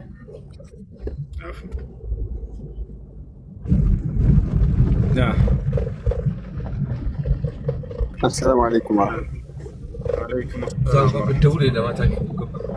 ሁለት ጥያቄ አለኝና እሺ፣ በረም ባይታለች። እሺ፣ ኩላሊት አለኝና ብዙ ጊዜ ሽንት ካሸኘሁኝ በኋላ በቃ አይቆምልኝም። የሆነች ጠብታ መታ በደም በጣም ነው የሚያስቸግረኝ። ወዱ ጨርሼ ለሰላት ሲሄድ ጊዜም በቃ ይመጣብኝ። ከዛ በኋላ ሰላትም አንዳንዴ ያቆርጣለሁ ማለት ነው። በጣም ያስጨነቀኝ ነው። ምን ማድረግ አለብኝ? እሺ፣ ሶላትህን እንዳታቋርጥ አንደኛ ሕክምና አድርግ። ሁለተኛ ሁሌ የሚመጣና የማይቋረጥ ከሆነ ባለህበት ሁኔታ መስገድ አለብህ። አላህ በቁርአን ሳይሆን ብርድ ጊዜ ነው። ብዙ ጊዜ ውሃ የማይጠጣበት ጊዜ ነው። አሁን ውሃ የሚጠጣበት ጊዜ ሙቀት ጊዜ አይመጣብኝም። አሁን ብርድ ስለሆነ ውሃ ብዙ በቻልከው አቅም ስገድ። ሁለተኛ ጥያቄ ደግሞ ሲሰግድ ብዙ ጊዜ እንትን ይመጣብኝ። ምንድነው መራቅ ይመጣብኝ። ምን ማድረግ አለብኝ? ረመዳን ስለሆነ ማለት ነው። አሁን እሺ፣ ሲሰግድ ጊዜ መራቅ ይመጣብኛል በብዛት ምን ላድርግ ይላል ነቢያችን ሰለላሁ ዐለይሂ ወሰለም ሐዲስ ላይ ሲናገሩ ምን አሉ? إذا قام العبد يصلي فإنما يناجي ربه فلا يبصقن تجاه وجهه أو عن يمينه ولكن عن يساره أو تحت قدمه اليسرى. አንዳችሁ ሶላት በሚሰግድ ጊዜ ከጌታው ከአላህ ጋር ንግግርን እያደረገ ነው እና ስለዚህ አደራ ፊት ለፊት እንዳትተፉ እንዲሁም ከቀኝ ጎን እንዳትተፉ አሉ። ነገር ግን መራቁ ያስቸገረው ሰው ምን ያደርጋሉ? ወደ ግራው ዘወር ያንታና እግሩ ስር ይጥፋ አሉ። ለኛ ይሄ ነው። እሺ፣ የምሰግድበት ቦታ መስጂድ ከሆነ እንዴት መጥፋት እችላለሁ? ዛላ ቆሽሽ እችላለሁ ምን ላድርግ ያለ ሰው ራቁ የሚበዛበት የሆነ ሰው በኪሱ ሶፍት ያዝ ወይም ጨርቅ ነገር ያዝና እዚያም ራቁ መጥረግ ይችላል። ችግር የለም።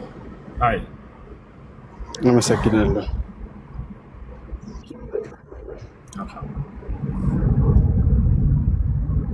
ሰላም አለይኩም። አለይኩም ሰላም ወራህመቱላህ። ሁሱ ጥያቄ አባቴ በቅርቡ ወደ አኺራ ሄዶ ነበርና እናቴ ታስቸግረናል። ለምን ቅባትም ሆነ ቅቤ አልቀባም 4 ወር ሳይሆነው እንዳትቀቢ ብለውኛል ቃልቾች ብላ እናቴ አሁን በጣም ህመም ላይ ናትና ይሄ ተሸራን ይታያል።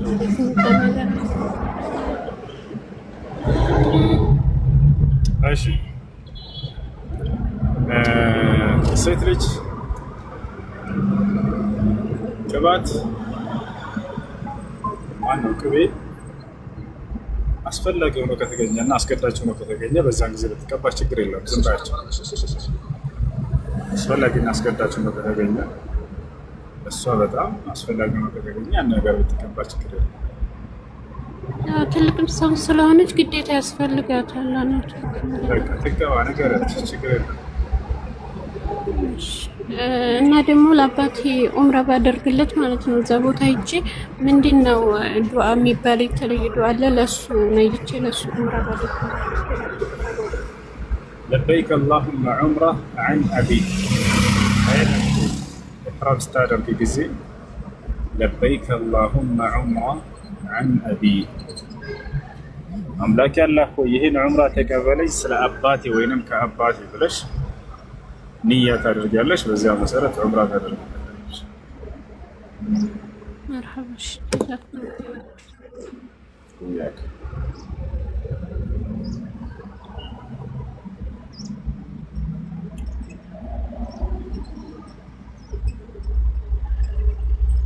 ماشي.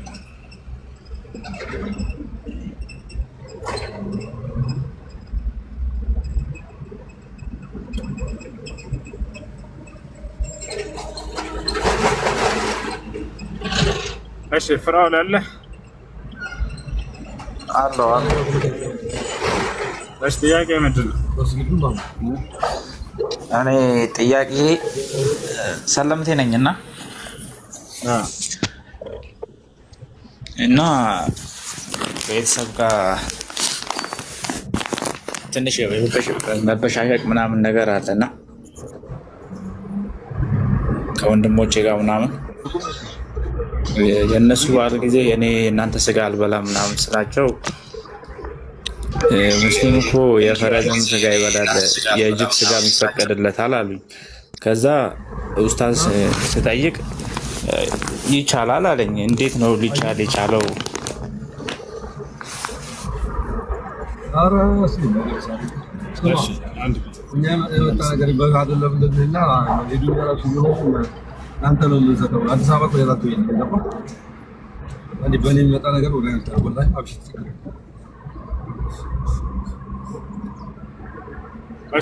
የጅብ ስጋ በእስልምና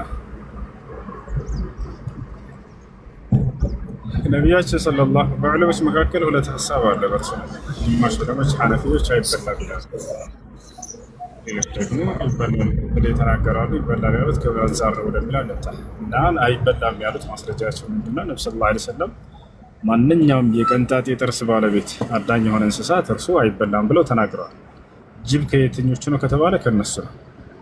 እና ነቢያችን ሰለላሁ ዐለይሂ ወሰለም ጥቅል ላይ በሆነ ንግግራቸው ላይ ስጋቸው የማይበሉ እንስሳቶች የቀንጣጤ ጥርስ ባለቤት አዳኝና የሚበላ ሌሎችም ከሆነ እንደማይበላ ተናግረዋል። ጅብ ከነዚህ ነው፣ አይበላም። ታቻ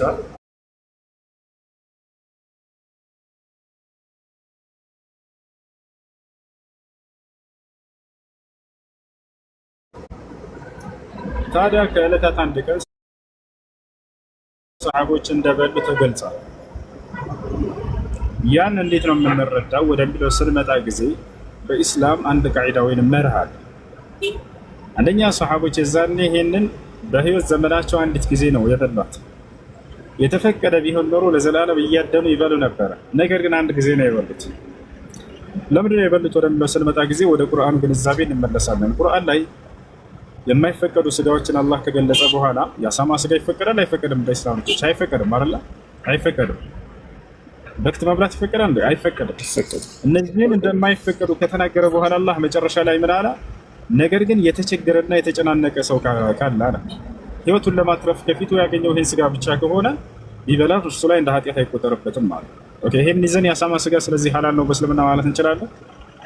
አይፈቀድም፣ አይቻልም። አያቸው አይደል?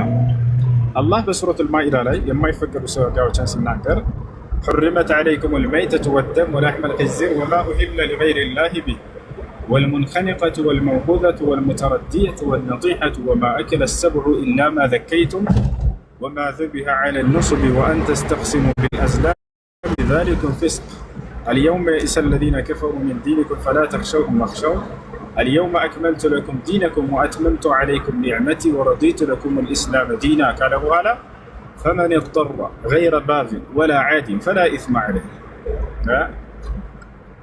يا لين ناكرا ስለዚህ የፈረስም ልክ እንዲሁ በዚሁ መልኩ ነው። የፈረስ ሲባል አላህ ቃል በቃል በቁርአን ላይ የተናገረዋል። እሱን እነግራቸዋለሁ እና እንደ አጠቃላይ ገብተዋል አይደል? ነቢያችን ሰለላሁ ዐለይሂ ወሰለም የቅንጣት የጥርት ባለቤት የሆኑ ስጋዎችን እንደ እንስሳቶችን እንዳትበሉ ብለው ተናግረዋል። ይሄ ጅብንም ያጠቃልላል። ነገር ግን ሰውየው ተጨናንቆና ህይወቱን ለማትረፍ ያገኘው ከፊት ለፊቱ ያን ብቻ ከሆነ እንዲጠግብ ሳይሆን ህይወቱን ለማትረፍ ያክል ቢበላ እንደ ወንጀል አይቆጠርበትም። ለዚህ ነው ሰሃቦች ያንን የበሉት ብለዋል እንጂ የተፈቀደ ነገር ቢሆን ሁሌ እያደኑ እየመጡ እንደሌሎች ምን ይላል? ወልኸይለ ወልቢጋለ ወልሐሚር ደረሰ ወልኸይለ ወልቢጋለ ወልሐሚር ሊተርከቡሃ ታቻለ አይደል? ወልፈረስን በቅሎን አህያን ፈጠርኩላችሁ ልትጓጓዙባቸው አለ። ሊተርከቡሃ አብዱላህ ብኑ ዐባስ የተባለው ታላቁ ሱሐባ ምን አለ? ቃለ ሊተርከቡሃ ወለም የቁል ሊተእኩሉሃ አለ። አላህ ልትጓጓዙባቸው ፈጠርኩላችሁ እንጂ ልትበሏቸው ፈረስ አይበላም ያለ ይናገራል። ይወጣል አይበላም ማለት ታላቁ ነብዩ ሰለላሁ ዐለይሂ ወሰለም ሱሐባ ነው። በዚህ መልኩ የተረከበው ታዲያ አሁንም ለከድሩ ሰሃቦች እሱም አንድ ጊዜ ነው በህይወት ዘመናቸው። እርሱንም ልክ እንዲሁ በቀድሞ አይነት መንገድ ነው ህይወታቸውን ለማትረፍ ብለው የበሉት እንጂ ያንን የዘላለም የተፈቀደ ነገር ሆኖ አይደለም ማለት ነው። እሺ ጀዛኩም አላህ ኸይራን ወኢያኩም። አይ ጥያቄ አለ ቀጥታ። ክርስቲያኖች ያንን የመቃወም ሞራል የላቸውም። ምክንያቱም መጽሐፍ ቅዱስ ላይ የሰው ስጋ ይበላል። የሚያበላው ማን ነው ከተባለ እግዚአብሔር ነው። ማስረጃ ላሳያችሁ። እግዚአብሔር ሰዎች ሲያጠፉ ሲያምፁበት ጊዜ ከሚቀጣባቸው መቅጫ መካከል አንደኛው የሰው ስጋ ማስበላት እሱ የሚፈልገው አይ ወይ ይወት አድርግ አሁን ላሳያችሁ። እግዚአብሔር የሰው ስጋ እንደሚያስበላ በጣም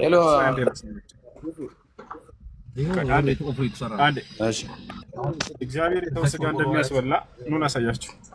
ሰው ሲያጠፉ እንግዲህ አምላክ ወደ ንስሐ ነው አላህ የሚጠራቸው። ሰው ሲያጠፉ ያመጻችሁ ባሪያዎች ሆይ አለና አላህ ወደ እኔ ንስሐ አድርጉ ተመለሱ ከአመጻችሁ አለ። ይሄ ነው እውነተኛ አምላክ። እግዚአብሔር ግን ምን አለ? ብታመጹብኝ የልጆቻችሁን ስጋ ነው እንድትበሉ ማድረጋችሁ አለ። አስበላቸውም። ኑ ላሳያችሁ።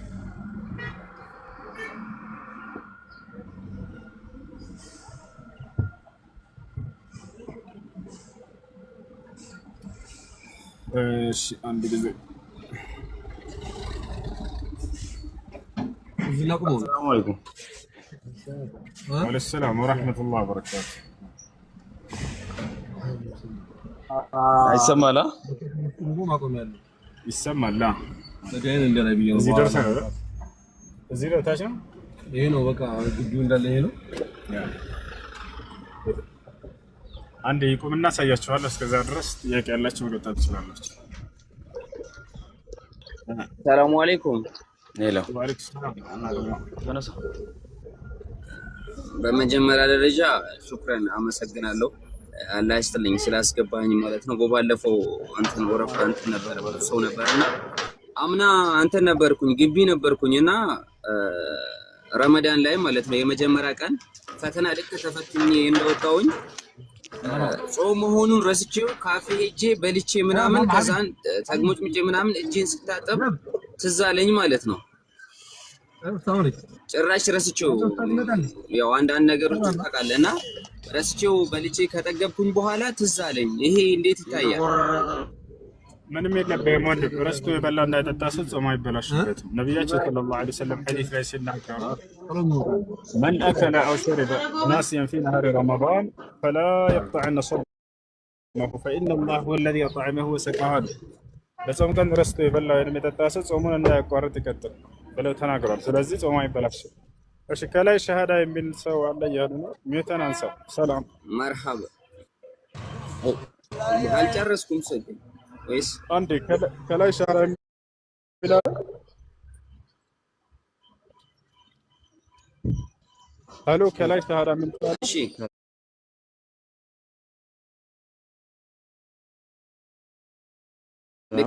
እና እንትን ለምሳሌ አሁን በቃ ሰላም ነው አለ አልሐምዱሊላህ አንድ እህት ነበረች እና ቲክቶክ ላይ ነው ያገኘኋት። እስልምና መቀበል ፈልጋለሁ ብላ ነበረ እና አንተንም ልትሻልክ ልሰጣት የምትችለውና እና ላገናኝ አሁን ሰው ኦንላይን የለችም። ወንድሜ አካውንቷ ሜንሽን ላድርግልህ ወይስ አይሰማ? አሁን ላይ ኦንላይን የለችም እና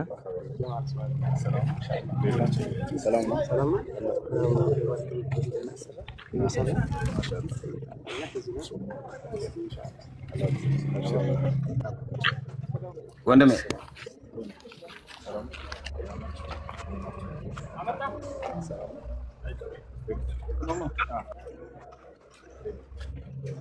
ሄሎ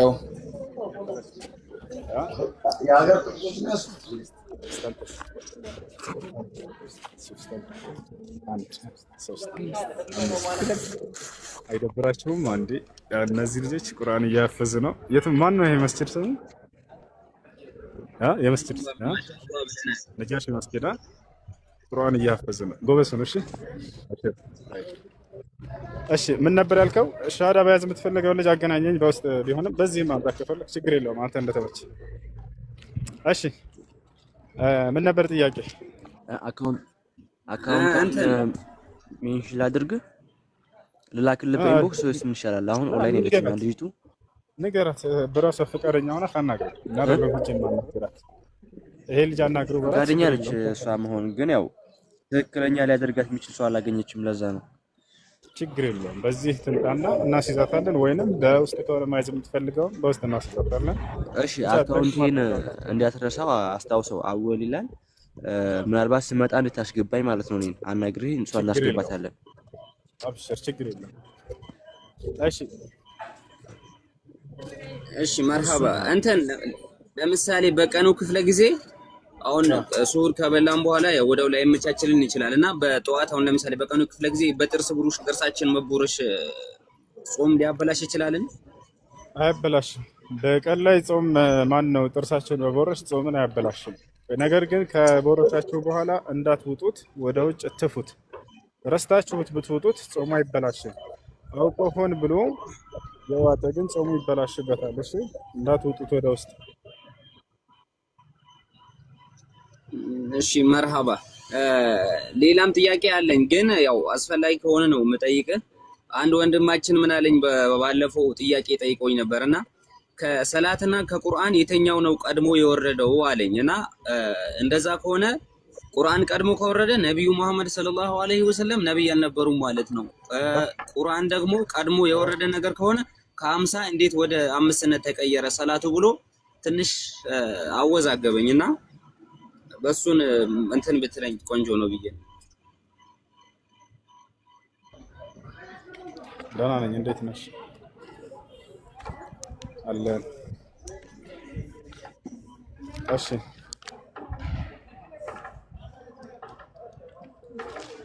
ያ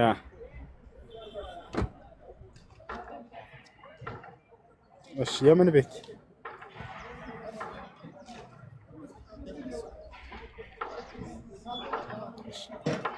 እና ምን እናድርግ?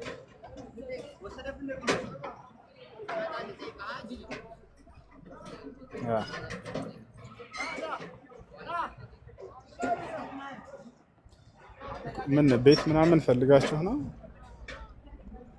እኔ ቤት ወላ አላውቅም።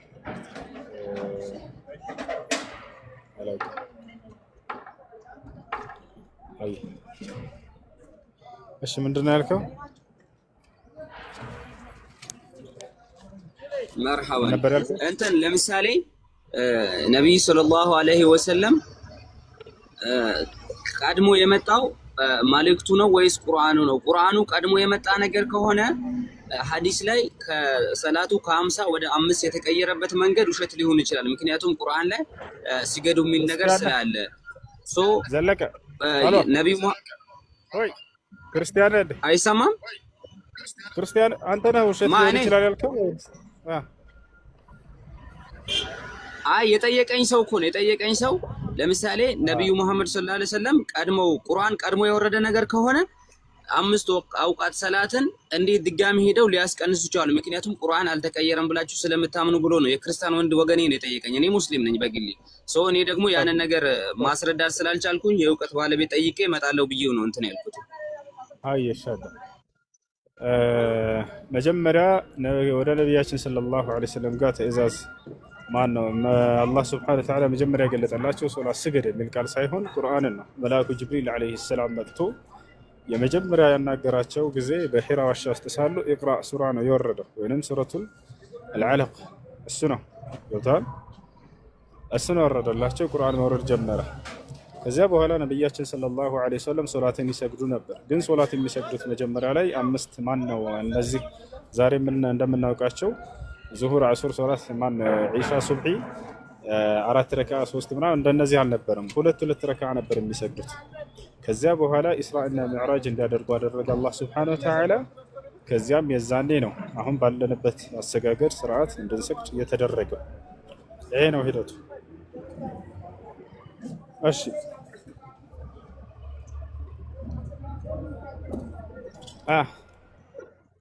ቀድሞ የወረደው ለምሳሌ ረሱላችን ሰለላሁ ዐለይሂ ወሰለም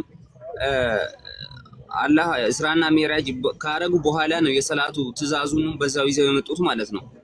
ያኺ መጀመሪያ ነበረ እያልኩኝ ነው። መጀመሪያ ይሰግዱ ነበር ነብያችን ሰለላሁ ዐለይሂ ወሰለም 2 ረካ ነበር የሚሰግዱት ቀድሞ። ከዚያ በኋላ ኢስራእና ሚዕራጅ ሲያደርጉ ጊዜ ደግሞ ዛሬ እንደምንሰግደው አሰጋገድ ሂደት ታዘዙ። የዛኔ በቀን 5 አውቃት ሶላት የሚለው ማለት ነው። ከዛ ግን እንደዚህ ነበር። ሰላም